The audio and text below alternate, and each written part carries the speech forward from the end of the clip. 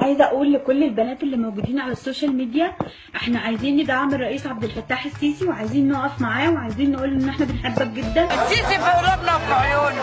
انت عارف يعني ايه السيسي؟ يعني ممكن لو حد بيشوفه ينسى الاكل والشرب. يا مصر يا سيسي. وفي ست حيوانه كده كل شويه بتكتب كلام للرئيس، بتتكلم في ايه؟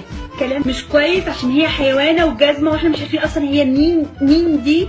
يا سيسي. اسم هيتكتب بحروف من نور في التاريخ. المشير عبد الفتاح قاد اكبر حرب على مستوى الحروب اللي احنا عشناها، الحرب اللي هي حرب الاهليه. انت بتتكلم عن السيسي. السيسي دي عننا الاثنين.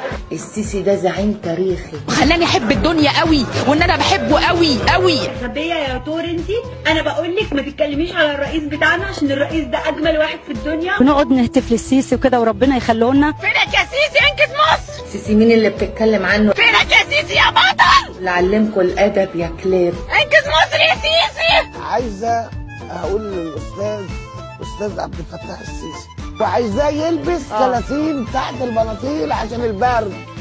الحي مصر يا سيسي. السيسي ده هنعمل له حواوي ونقعدوا عليه، وان انا لو حد هيأذيه انا اخد بداله يعني. وتحيا مصر، ومصر قد الدنيا طول ما حضرتك موجود.